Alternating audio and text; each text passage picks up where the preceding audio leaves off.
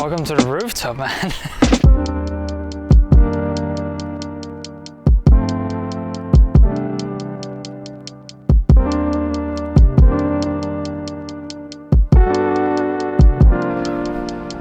All right, well, welcome to the rooftop. I'm sorry if there's a lot of background noise. There's like a school over here, construction over here, construction over here, construction over there. So we'll have to deal with that, but super stoked about this location. Look how nice I've balanced the bike. Anyway, I wanted to shoot this video before going to Halmstad next weekend, or this weekend actually. We're going Friday early, hopefully going up there to see some of the TT action before we're racing on Saturday, where I'm going to try and qualify for the World Championships in gravel. So far it doesn't look good. To qualify you have to be in the top 25% of your age group. My age group is the 18 to 35 actually, 18 to 35, and yeah, so far there's not a lot of participants, meaning that I have to probably place in the top 12 at this moment. So if I do that, I really think that I have earned my spot at the World Championship. But anyway, I just wanted to make this video to talk you through my bike setup. If you've seen my review of the CRUX, it's sort of the same, but I've done some tweaks that I'm really glad that I did, and also got a special hack for you if you want to try and mimic a kind of the same setup as I've got going on.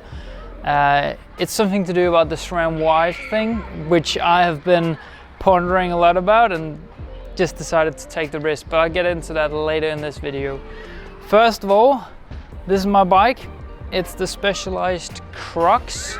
I think it's the Expert or something, this frame set. Love it so much.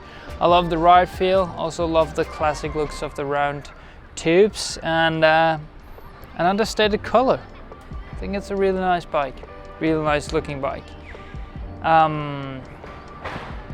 Yeah, let's get into it. I've built it up with a SRAM wide 2x setup, and of course I've got mine set up with the Lease CH40 all-road, which is my favorite carbon wheel set, also a sponsor of me. So yeah, link down below for an affiliate link, and you'll support the channel if you buy yourself a wheel set. But please don't buy it to support the channel, buy it because it's the best value wheel set out there in my opinion. Yeah, let's move on to components. Okay, so originally this bike was built up with a SRAM Rival 2x setup. Sorry for the bats. What the hell?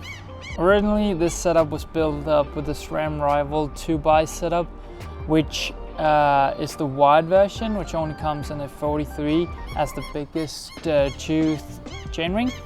And I wanted something a little bit bigger. So I changed mine out for a 48-35. Which Canyon says on the website isn't possible, and I've read a lot about it, and a lot of people seem to get it right. Like a lot of people seem to get it to fit. So I just said fuck it, let's try it, and ordered one home, changed it myself, got a little bit of help setting up the front derailleur. But all in all, very smooth. And so far I haven't had any complications, and I've ridden quite a lot on the road as well as off-road. So far it's working really well. I think the only thing that you have to be mindful of is that your front derailleur has enough space on the thing that it's clamped onto to raise it enough. Because if it can't get raised enough, then there isn't space for this big chainring. I could probably go a little bit bigger, even like fit on a 50, but for some gravel bikes there just isn't as much space to move the front derailleur up. Still got a 10 to 36 on the back, just because I want that massive range, and since we've just come back from Bergamo, Italy, I needed that range down there. I definitely needed that. So if I need it on the road, I probably also need it on on off-road when things get really tough. But yeah, that's the group set I'm rocking. Alright, so here at the front I've swapped the original stem out for a Shimano what's it called, Pro something stem. It's currently 120 millimeters long, and I think it's a -6% stem, so it's not that aggressive in terms of the gradient, but it's quite long, I think, especially for a gravel bike, as it's generally also quite long. So far it's working out all right. I mean, I sit aggressive and have a little bit too much pressure on my hands, but yeah, I don't know, I'm fiddling around with it. The original one is 100, and maybe I need a 110 millimeter stem to like really dial in my fit. Also wondering if I should get a bike fit soon, because there's just a lot of small things irritating and bothering me. But yeah, still got this cheap ass handlebar setup. I found it used on Marketplace and just bought it for like literally zero almost. But it's 38 millimeters wide, and that was just to test that out. But so far it's still running. Need to change out the bar tape. It's actually the same bar tape that I had on my Gristle. I just switched over to this one because I really liked it, but it's seen some wear and tear. Obviously got the SRAM rival shifters on there, and I'm still rocking the Wahoo Element Rome. Really still enjoying that. So yeah, saddle, you can't see it in the frame, but it's the Celia Italia SLR Boost something. I enjoyed. But all these things are quite, how do you say, personal, I think. But this is how I've got mine set up, at least. Oh, and for pedals, I'm still rocking the Ferrero Asioma pedals for power in the road edition. They currently just published an off-road one, but the crankset I've got now actually has a power meter in it, so I'll probably long-term just switch over to SPD pedals and try and see how that is. So because this is a gravel bike video setup, we of course have to talk about the tires. And I've actually recently upgraded my tires.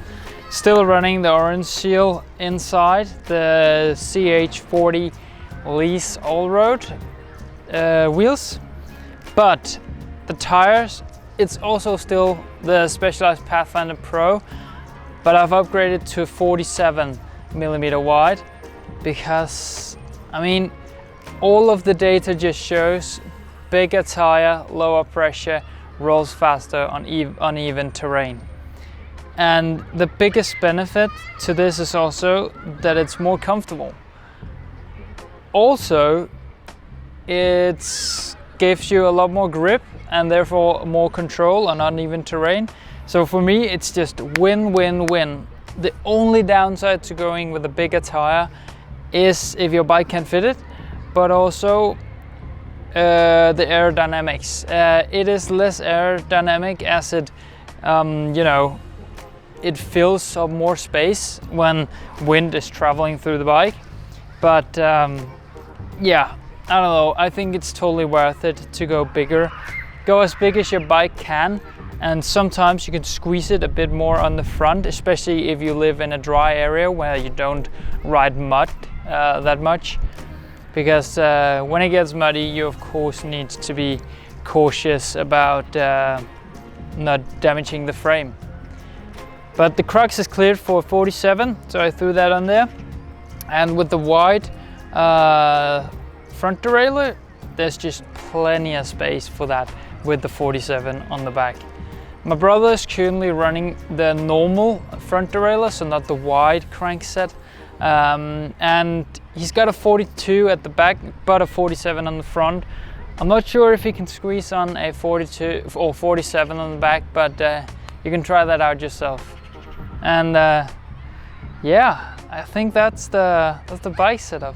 I'll see you in Halmstad Saturday.